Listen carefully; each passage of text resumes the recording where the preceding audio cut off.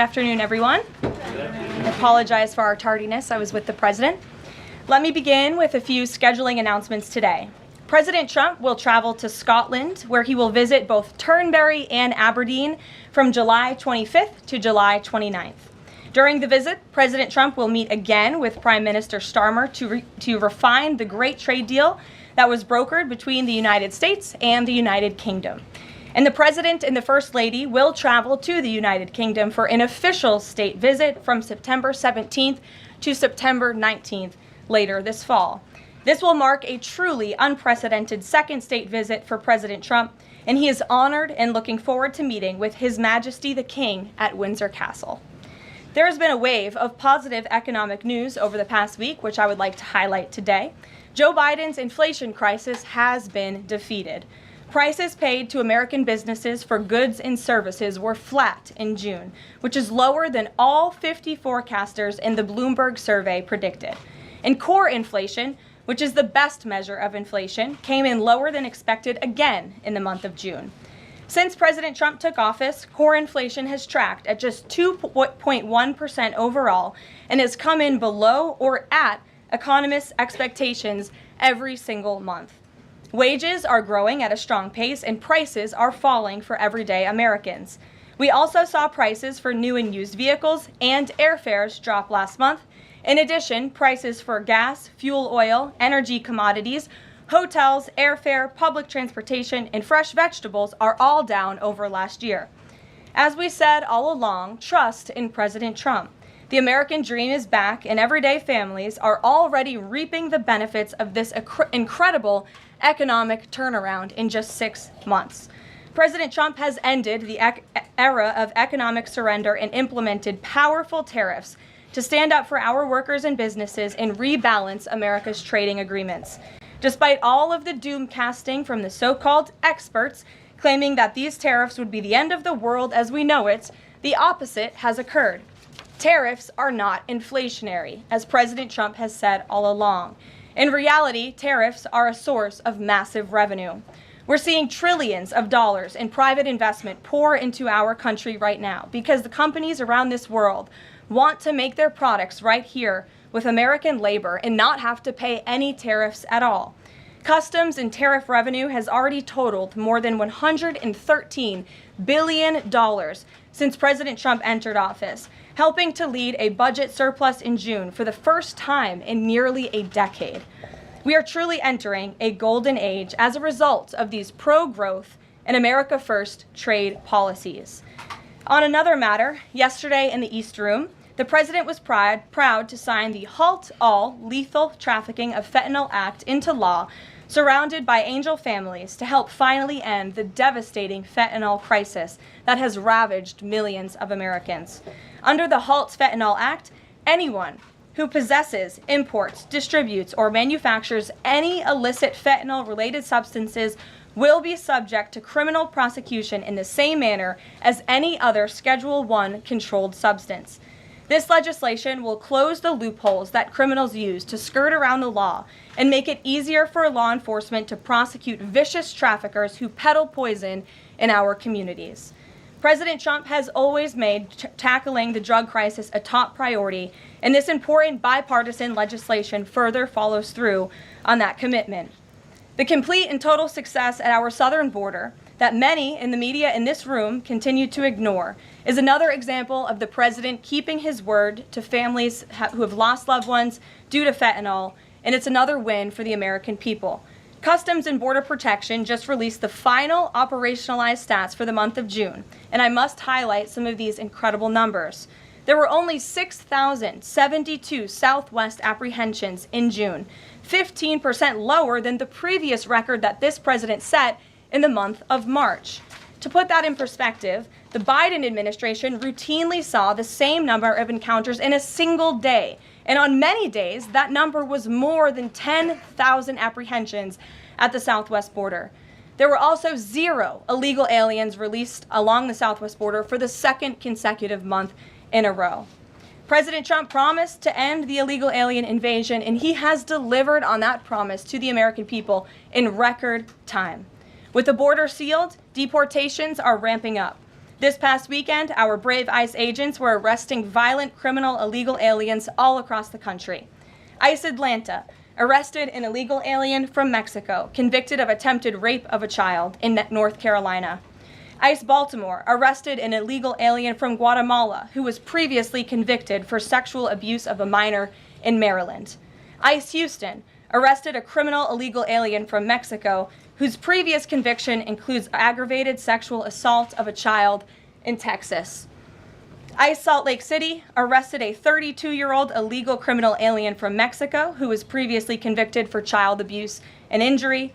ICE Baltimore arrested a criminal illegal alien from El Salvador convicted in Maryland for possession of child pornography.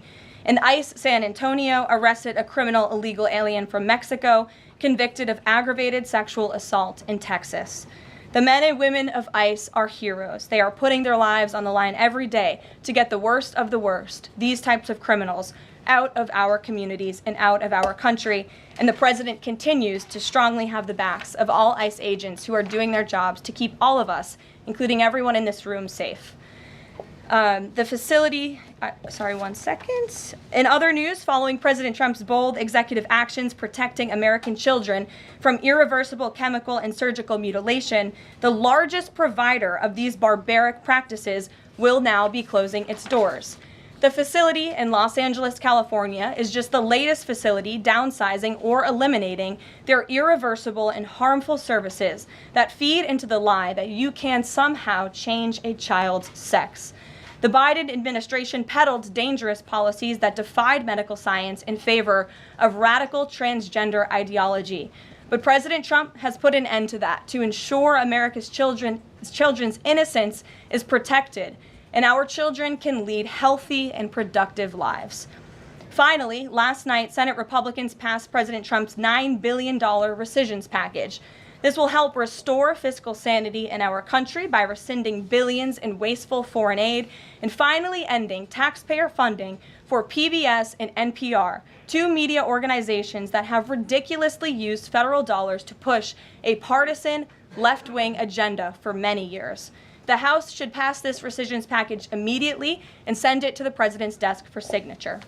On another note, I know that many in the media have been speculating about bruising on the president's hand and also swelling in the president's legs. So in the effort of transparency, the president wanted me to share a note from his physician with all of you today. In recent weeks, President Trump noted mild swelling in his lower legs. In keeping with routine medical care and out of an abundance of caution, this concern was thoroughly evaluated by the White House medical unit. The president underwent a comprehensive examination, including diagnostic vascular studies. Bilateral lower extremity venous Doppler ultrasounds were performed and revealed chronic venous insufficiency, a benign and common condition, particularly in individuals over the age of 70. Importantly, there was no evidence of deep vein thrombosis or arterial disease. Laboratory testing included a complete blood count, comprehensive metabolic panel, coagulation profile, D-dimer, B-type natriuretic peptide, and cardiac biomarkers. All results were within normal limits. An echocardiogram was also performed and confirmed normal cardiac structure and function. No signs of heart failure, renal impairment, or systemic illness were identified.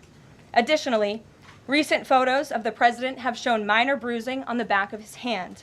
This is consistent with minor soft tissue irritation from frequent handshaking and the use of aspirin, which is taken as part of a standard cardiovascular prevention regimen.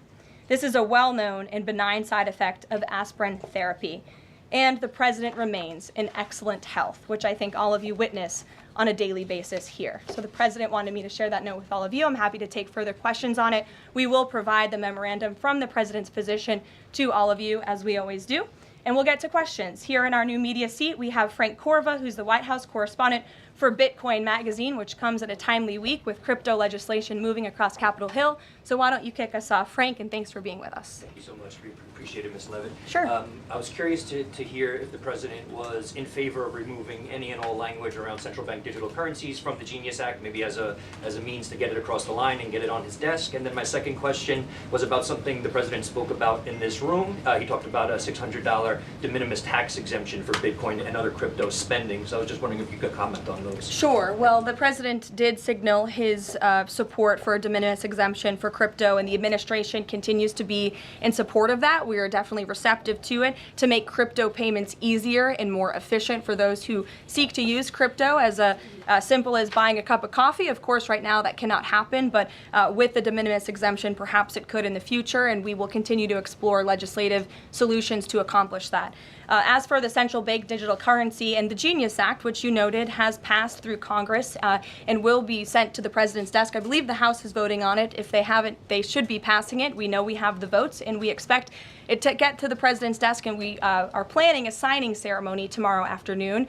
All of you will get more details on that. This piece of legislation is going to make America the crypto capital of the world, and that's what the President promised. As for a central bank digital currency, the President opposes that. He made that promise to the American people on the campaign, and while it's not in this specific piece of legislation, he did sign a January executive order banning a central bank digital currency. The administration supports Congress's efforts to codify that executive order into law, and I believe there will be future pieces of legislation in regards to crypto that will be moving through Capitol Hill. The President looks forward to signing them, and he looks forward to the signing ceremony this afternoon. So thank you for being with us today. Sure. Jackie. Thank you, Karoline. There's been a lot of discussion about the Epstein files and the President's comments yesterday calling it a hoax. Can you clarify which part of the Epstein hoax is the hoax part? The President is referring to the fact that Democrats have now seized on this as if they ever wanted transparency when it comes to Jeffrey Epstein, which is an asinine suggestion for any Democrat to make. The Democrats had control of this building, the White House, for 4 years, and they didn't do a dang thing when it came to transparency in regards to Jeffrey Epstein and his heinous crimes. It was this President who directed the Department of Justice and the Attorney General to do an exhaustive review of all files related to Jeffrey Epstein, which they did. The Attorney General and the FBI, led by Pam Bondi, Dan Bongino, Kash Patel, these are great patriots, some of the most trusted voices in the Republican Party movement. It's part of the reason the President appointed them to these high law enforcement positions, and they spent many months going through all of the files related to Jeffrey Epstein, and they concluded what they found in that memo, which they drafted and they released. And so the President has been transparent. He has followed through on his promises to the American people, but he doesn't like to see Democrats and the mainstream media covering this like it's the biggest story that the American people care about. The President has been working so hard this week. On Tuesday, he went to Pennsylvania, where he secured $90 billion in investments for the Commonwealth, for the people of that state. After that, he came back to the Oval Office at 8 p.m. He went in there to whip votes to get the Genius Act signed into law. And because of his efforts, that bill is now going to be signed and passed. The following day, yesterday, he meets with a foreign leader, the King of Bahrain, to secure more investments into this country. And then yesterday afternoon, the President is in the East Room of the White House mourning with parents who have lost their children because of fentanyl, signing a bipartisan piece of legislation. And not a single cable network in this country took that event live and covered that event like they should. Those are the issues the President cares about. What could be more important to the American people than helping families who have lost their children? Those are the issues this President is going to remain focused on. I understand he wants to move on from this story, but you do have some prominent figures, including the Senate Majority Leader, the House Speaker, voicing support for the files to come out. Representative Massey collecting signatures that would force a discharge petition for a vote on the floor for this. It doesn't seem to be going away. What is stopping the administration from just redacting any sensitive information, grand jury information, and putting out what is appropriate so that the American people can decide and then let this story die? Well, in terms of redactions or grand jury seals, those are questions for the Department of Justice. Those are also questions for the judges who have that information under a seal. And that would have to be requested, and a judge would have to approve it. That's out of the president's control. He has said, in agreement with some of the leaders on Capitol Hill, that if the Attorney General and the Department of Justice come across any other credible evidence, they should provide that to the American people. The president has said that, and he agrees with them on Why that. did he fire Maureen Comey? The Department of Justice did, and I would defer you to them. Dasha. Has the White House been directly in touch with some of the MAGA influencers that are still not satisfied with the administration's handling? And has the message to them been similar to what the president has said, which is sort of either let this go or we don't need your support? Well, look, the president and this team are always in contact with the president's supporters, with voices of many kinds on both sides of the aisle. I think that's part of the reason this president is a great president, because he's willing to listen and hear other people's perspectives. But ultimately, he has led this country, not just over the past 6 months to historic success, but also through his first 4 years as president. And as the leader and the creator of the MAGA movement, he has led through these perilous times for our country based on instinct and in the best interest of the country. And as I always say, the American people should trust in President Trump. And what on John, the Fed chair? Go ahead, John. Thanks a lot, Caroline. The president on Monday announced that if there's not compliance with Russia within 50 days, there would be increased tariffs. Can you explain how that works, first of all? What happens if Russia doesn't end its war with Ukraine in 50 days? Well, in 50 days, as the president clearly laid out, if there is not a ceasefire agreement or a peace deal within that time frame, if Russia refuses to legitimately agree to a ceasefire, then they will face very steep tariffs, and they will also face secondary sanctions. So countries that are purchasing oil from Russia will be sanctioned as well, and of course that will do deep damage to Russia's economy. And I would just add that the president wants this war to end with a diplomatic solution. He's been pushing for it. This administration has spent many hours and a lot of time trying to solve this war very far away, but the president wants to stop the killing, and he wants to save lives. As far Reagan, as the first part go of ahead. what you were saying, Caroline. the Reagan, first go part, ahead. I have two questions for you. It's just about, if I may, just about the tariffs, the first part. I get the secondary tariffs, but there was only $3 billion worth of trade between the U.S. and Russia in 2024. It's expected to be far less this particular year. On April the 2nd, both you and the Treasury Secretary said it's not necessary to apply any tariffs on Russia. You said that because of the lack of trade, it precludes, that was the word you used, any need for tariffs. Why now, and why do you think that that would make them cave and come to some sort of peace agreement as it relates to Ukraine? $3 billion is still a lot of money, John, and it's not just tariffs, it's the secondary sanctions as well that will be implemented in 50 days. Reagan. Thanks, Caroline. I have two questions for you. Sure. First on Congress. Congresswoman Salazar introduced legislation that would give some illegal immigrants in the country a path to citizenship. 10 Republicans signed on to what she's calling the Dignity Act. I'm curious what the White House's position is on the legislation and if the president would veto this bill if it made it to its desk. From my understanding, the White House nor the president has actually read through this legislation. We've been focused on, of course, the One Big Beautiful Bill, which passed, which is another historic accomplishment of this president in record time. The Genius Act this week, the rescissions package, that's been the focus of the White House. But the president has made it very clear he will not support amnesty for illegal aliens in any way. I want to give you a chance to respond to the CEO of NPR. She's claiming that the cuts to their network will, quote, be a real risk to public safety of the country. Congressman Murkowski has argued that public broadcasting stations save lives. Could you respond to these concerns? The NPR CEO said cutting NPR will be a risk to public safety. I am not sure how NPR helps the public safety of our country, but I do know that NPR, unfortunately, has become really just a propaganda voice for the left. Just a few examples for you. In 2020, NPR refused to cover The Hunter Biden laptop scandal and the run-up to the election, they said their assertions don't amount to much, writing they did not want to waste the listeners' and readers' time on stories that are just pure distractions. That does not sound like an unbiased opinion. That sounds like a partisan opinion to me. And this is a taxpayer-funded organization. In 2018, that same CEO that you're talking about called the president in the Oval Office, who nearly 80 million Americans elected, she called him racist, shared a photo of herself wearing a Biden for president campaign hat, serves on the board of a Soros-funded activist group. In 2020, PBS's White House correspondent at the time characterized President Trump's speech then at Mount Rushmore as a love letter to white resentment, promoting the myth of America. In 2017, PBS devoted an entire panel talking about what it means to be woke and white privilege. In 2023, PBS's Washington Week roundtable covered up Joe Biden's clear mental divide. That's actually quite the clip. I would encourage all of you to look at it. These are not honest news organizations. These are partisan, left-wing outlets that are funded by the taxpayers. And this administration does not believe it's a good use of the taxpayers' time and money.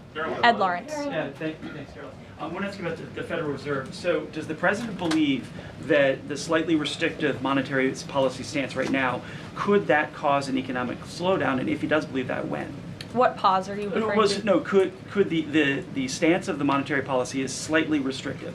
Does the president believe that that stance, the slightly restrictive stance, could cause an economic slowdown in itself? I haven't heard the president discuss that specifically, but what I do know in regards to the Federal Reserve is the president's been very transparent about his displeasure with both the policies and the management of the Fed, and he spoke about that to all of you pretty extensively in the Oval Office yesterday. And last month, one more if I could, last month the Canadian Prime Minister said the president had agreed to a July 21st deadline to sort of work towards a trade agreement. That's 4 days from now. Could there be a trade agreement with Canada in 4 days?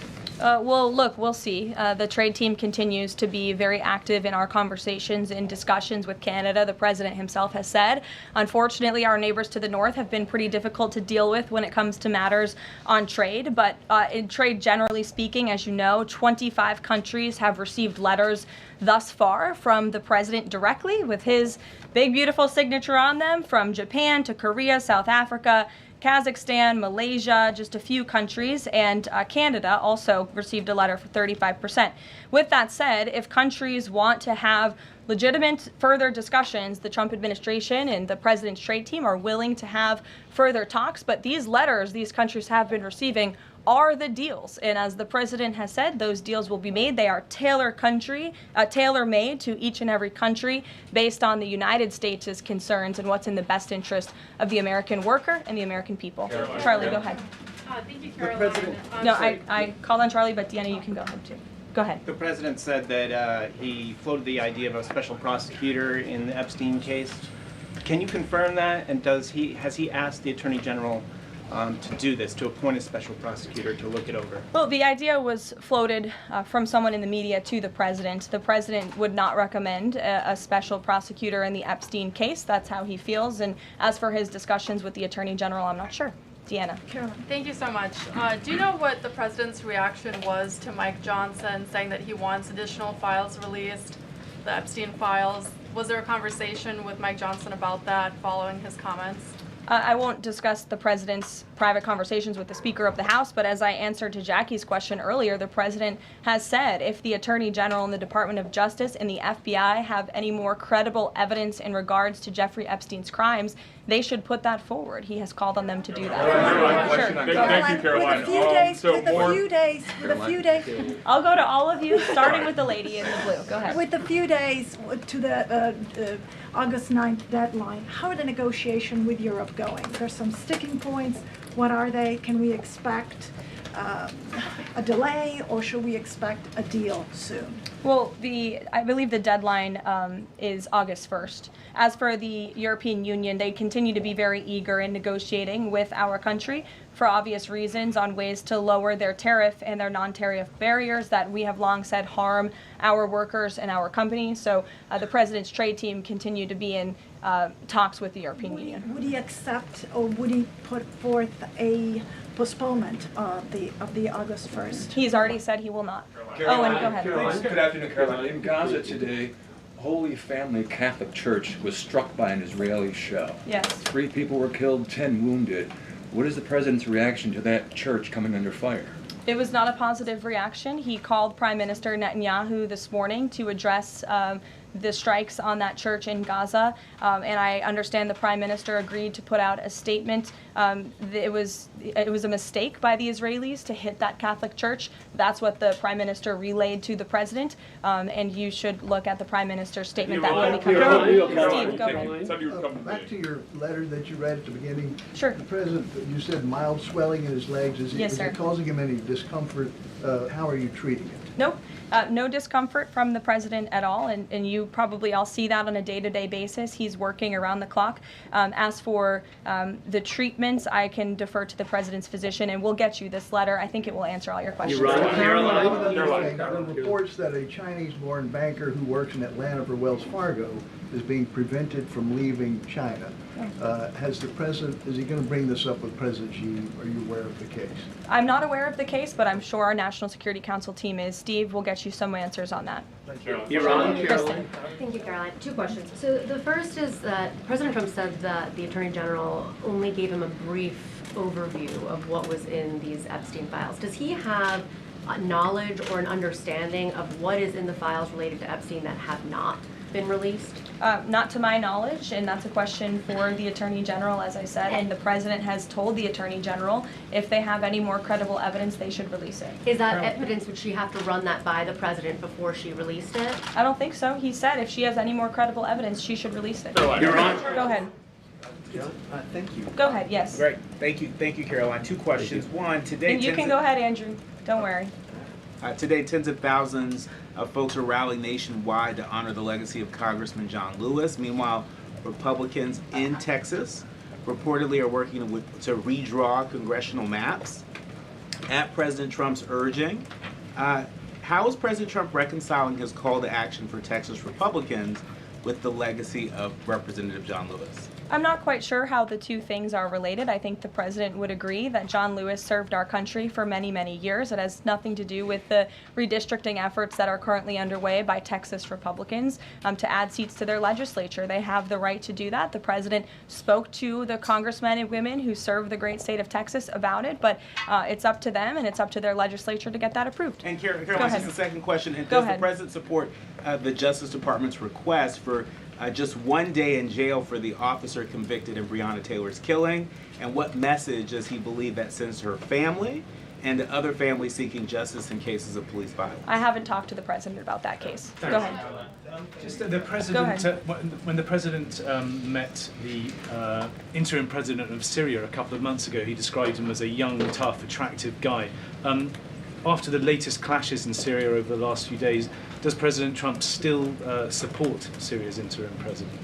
The president still supports Syria's pathway to a peaceful and prosperous country, and you received an update directly from the Secretary of State on the ongoing situation between Syria and Israel. I spoke to him myself this morning to get an update, and as soon as the United States became involved in this conflict, we were able to de-escalate, deconflict. That seems to be continuing. Syria agreed to draw back their troops that were in the area where that clash was ongoing, and we continue to be very actively monitoring the situation. The president wants to see Syria become a prosperous and stable country, and by the lifting of the sanctions on Syria, he's giving them a real chance to do that, and he wants to see that through. Andrew, go ahead. So on Tuesday, the president told a very detailed story about his uncle, noted scientist John Trump, and Theodore Kaczynski, the late Unabomber. He said that Dr. Trump taught Ted Kaczynski. Ted Kaczynski was not identified as the Unabomber until 1996, 11 years after John Trump passed away. It would have been impossible for John Trump to have ever discussed the Unabomber with the president. So what was he talking about? And I have one follow-up. Andrew, with so many issues going on in the world, I'm a little bit surprised you would ask such a question, although I'm not sometimes coming from you, I will say, but I'm willing to give you an answer. Nevertheless, the president's uncle did, in fact, teach at MIT. He was a very intelligent professor. The president's very proud of his family. In fact, the president has a letter from his uncle on the MIT letterhead that sits in the Oval Office dining room. Maybe we'll let you see it sometime. And then one, Elizabeth. Caroline, one more on. Elizabeth, will the go president consider pardoning Ghislaine Maxwell Elizabeth, if the Epstein case is a hoax? Okay, I'll start off with the president said last week he would not be getting involved in the New York City mayoral case. If that mayoral race, if that's still the case, given his history drawing a large crowd in New York City, what's his reason for staying out of it in that way? Well, look, I think the president reserves the right to get involved in races or not get involved in races, and he's made the decision not to weigh in on the New York mayoral race, as you rightly pointed out, although he has gone as far to say he absolutely does not want to see Zemdami elected, who is a known communist who supports the abolishment of private property, the defunding of police. He has made very well-known anti-Semitic statements. It would be a disaster for New York and for this country, and I think it's quite telling that this individual, a known communist, has been spending time in Washington this week meeting with leaders on Capitol Hill. This is truly where the Democrat Party is headed. Clearly, they learned nothing from November 5th in the president's overwhelming victory. Mary, go ahead. Thank you, Caroline. I want to backtrack to the hospitals that have stopped providing transgender surgeries and hormones for kids. On this front, does that have anything to do with the DOJ's subpoenas last week? Should we expect any more hospitals to be shutting down their programs? And I wanted to also ask what you make of all these media reports, especially the AP, which I noticed, which portrays these children as losing something that's saving their lives. Yes, I think the president spoke a lot about this issue, which is a political issue, but also really a cultural issue that impacts children and families. He talked about it a lot on the campaign, and I think he was quite surprised by the uptick we were seeing in the embracement by the Democrat Party when it comes to the chemical castration and mutilation of young, innocent bodies. And so the president made it a very early priority to sign very strong executive orders to cut off the funding for any hospital or any medical facility in this country that provides such barbaric procedures. And as a result of that strong policy and the president's strong common sense position on this issue, we've had such an overwhelming response, which is great for children in Arizona. Phoenix Children's Hospital has stopped providing puberty blockers and hormone therapy to minors. In California, Stanford Medicine ended sex change surgeries for minors. Children's Hospital Los Angeles is closing its Center for Trans Youth Health and Development surgical program. In Illinois, Lurie Children's Hospital Chicago stopped sex change surgeries. Again, let's think about what we're talking about here. Sex change surgeries for minors. These are barbaric practices that no child, innocent child, should have to endure. And the president wants to protect the innocence of children, and I know the vast majority of Americans support him in that effort. This is a wildly popular and common sense endeavor this administration has taken, and we've seen many of these medical institutions have followed through with the president's executive orders, but will continue to take further action on this important issue. Garrett. I too, if you'll indulge me. Sure. On the rescissions package, I wonder what the White House makes of this theory that it increases the odds of a shutdown. The theory is basically, why would any Democrat vote for a bipartisan spending deal with Republicans if Republicans can turn around and claw the money back the next day? Look, $9 billion worth of crap that it was in our federal funding that is now being rescinded. This is a good thing for the American people and the American taxpayer, and I think our Office of Management and Budget Director was saying this process should be more bipartisan. Democrats, there was a time in this country where Democrats too cared about getting rid of waste, fraud, and abuse in our federal spending. I think every American agrees the government spends way too much money on things that don't matter. Some of those things include PBS and NPR, or for instance, the Democracy Fund, which was funded to the tune of $83 million through the Department of State, but they were giving hundreds of thousands of dollars for gender equality and empowerment hubs in Yemen, $3.9 million for strengthening information integrity, equality, and democracy for LGBTQI population of the Western Balkans.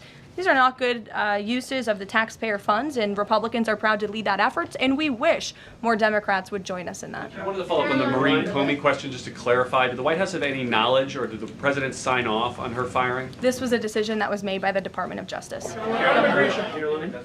There was an agreement that was made between Immigration and Customs Enforcement and the Centers for Medicaid and Medicare Services regarding access to Medicaid information for 92 million Medicaid recipients around the country. That includes health information.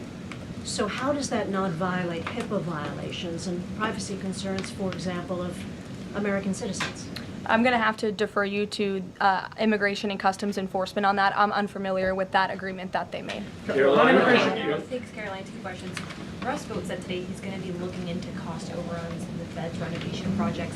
Is there a deadline for him to come back with findings to the president? I don't believe there's a deadline the president has set for Russ Vought, but I think, again, this is a good use of taxpayers' time to look into this project that is millions and millions of dollars over budget. It's for a big, beautiful mansion for the federal chairman, reserve chairman, and I understand that it costs much more than it did the beautiful palace that many of you joined us at when we went overseas. So it's completely unnecessary, it's overpriced, and I think it's a good thing the administration, led by the president, is looking into it. If the ever were to find wrongdoing or fraud, would the president reconsidering firing Jerome Powell? Look, it's a hypothetical question. We'll see where it goes. The president spoke about how he feels on this matter yesterday. Sure. Thank Go you ahead. so much, Caroline. So we saw Ambassador Huckabee arrive to Prime Minister Netanyahu's trial to show his support. Does the president plan to impose any kind of sanctions against the Israel judicial system? I don't have any update for you on that or any announcement on that front. I don't believe so. Does the president believe that justice has been served in the Epstein case? Look, the president believes that he directed the Department of Justice to do an exhaustive and thorough review, and they did that. And they all agreed, the FBI director, the deputy FBI director, the attorney general, on the memo that they drafted and they released. Caroline, just a follow-up on Reagan's question. Representative Salazar's bill, it grants illegal aliens with legal status for 7-year increments. It also gives permanent path to residency for so-called dreamers. And, you know, President Trump and Labor Secretary Chavez, who previously co-sponsored a version of this bill when she was in the House, they've spoken about a work deal similar to the bill, I believe. What's the difference between a work deal and amnesty? Look, as I told Reagan, the president, the White House have not reviewed this specific piece of legislation. It's just not where our focus has been. But the president, for one, has been very clear he does not support amnesty. We'll go to, oh, look at some friends in the back. Brian, go ahead. You didn't show up early enough to get some good real estate up here. I love it. Any update on the auto pen? I know that there was the DOJ and some others were looking into the thousands of documents that were signed off just before Joe Biden left office. Any update on the auto pen? Yes. I'm not laughing at you. I'm just laughing at how far away you are, and you're going to need to get some microphones back there. On the auto pen investigation, yes. The White House counsel's office has launched their own investigation into former President Biden's usage of the auto pen. We have requested some documents from the National Archives, and again, as I've said many times from this podium, and the president has said as well, it's incredibly important that we get to the bottom of who really was at the tip of the spear in the decision-making process here in the White House, because former President Biden himself admitted to the New York Times, I understand he never gave interviews when he was here, but now all of a sudden he wants to give one, and he said that he did not actually review every single pardon that he signed on his way out the door. That's incredibly concerning, and I can tell you it's something this president would never tolerate. This is a president who is signing things all the time. Any document that has legal implications, this president's signature is on it because he's the one making the decisions. It does not appear that was the truth in the previous White House, and I know the American people want to receive answers on who was running the show, because the decisions that were made in this place really destroyed our country, and we deserve to get to the bottom of it. Mark, in the back. Thanks. Some Christian groups are complaining that they are not able to get visas as quickly to travel to Israel, and it's been elevated to Ambassador Huckabee's station. Is the White House aware of that? Does it have any reaction to that? And is that part of the president's disappointment with Netanyahu's government? Look, I'm not aware of that, Mark, but I'm sure, again, our National Security Council is, and also the State Department. As you know, travel visas roll through Secretary Rubio's shop over there, whom we work very closely with. So we will check in on the matter. But I know overall, this president and the administration do want to streamline the visa process to make it easier for both Americans who want to travel abroad and people abroad who want to come to our country the legal way. Sure. Go ahead. I was going to the gentleman above you, but go ahead, Libby, and then you can go. Sorry. Okay, two questions for you. The first is, during the Whole Nation Summit, Secretary Noem suggested there could be some changes to TSA's liquid limits. Mm-hmm. Is the president aware of that? Is that an idea that he's backing? And what would that timeline and the changes look like? Sure. I would defer you to the Department of Homeland Security, but I did see Secretary Noem's comments, and I think it's great that on day one she asked TSA, what are we doing right? What are we doing wrong? How can we make air travel more efficient while maintaining utmost security for American passengers and travelers? And I know they announced no more shoes, or you don't need to take off your shoes anymore at the airport, which I think is welcome news to all of us who travel a lot. But further guidance or decisions, of course, that's in the Secretary of Homeland Security's overview, and I would defer to her. And the other question for you is on Bondi and Burgum's trip today to Alcatraz. I'm curious what the funding is going to look like for that, and who the president does want to see incarcerated there, if it were to become. Sure. Well, this was an idea of the president. He spoke about it in May, and he directed his administration to review a reopening plan for Alcatraz if it is possible, which is why the Attorney General and the Secretary of Interior have traveled there today. They are touring the site, and if the Alcatraz prison is reopened, it would be under the purview of the Bureau of Prisons, and the Secretary of Interior also would play a big role in this as well. So they're there to review the site today, and I'm sure you'll hear more from them on it later. And just to follow up, Libby, on who the president wants to see housed in Alcatraz, the worst of the worst criminals in this country, both American criminals who convict heinous crimes, but also illegal alien criminals before deportation as well. Sure. Go ahead. The State Department yesterday urged the Chinese Communist Party to cease its campaign to eradicate Falun Gong, a peaceful spiritual practice. With the anniversary of this brutal persecution approaching, does the White House have a message for the CCP on this? Well, I will get you one, and we will get back to you. Sure. Go ahead. We'll take. Go ahead, and then go ahead. Sure. I've never called on you. Why don't you go ahead? In the red tie. Hello. Dr. Harper behind. Thank you. Yes. Go ahead. Go ahead. Me, thanks. Yes. Thank you, Caroline. Yes, you. What's your name? My name is Matias. Thank you. What's your outlet? I'm from Record TV, Brazil. Great. Brazil's President Lula recently said that President Trump was elected to govern the United States and not to act as the emperor of the world. And he also emphasized that Brazil is open to negotiation. I'd like to hear what you have to say about it, what the administration has to say about it, and specifically what areas are currently open to negotiation in the light of the 50% tariffs that were announced. Sure. The president is certainly not trying to be the emperor of the world. He is a strong president for the United States of America, and he's also the leader of the free world. And we've seen a great shift across the entire globe because of the strong leadership of this president.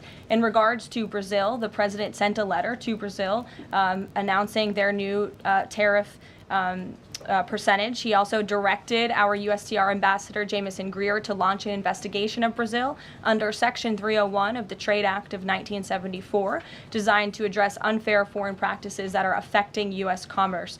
For years, we know Brazil's digital regulations and weak IP protections have undermined U.S. tech and innovative companies, and their tolerance of illegal deforestation and other environmental practices puts American producers, manufacturers, farmers, and ranchers who follow better environmental standards at a competitive disadvantage. So this president always acts in the best interest of the American people and the United States of America, and he will continue to do so. Thank you very much, everyone. We'll see you later. I appreciate the enthusiasm today.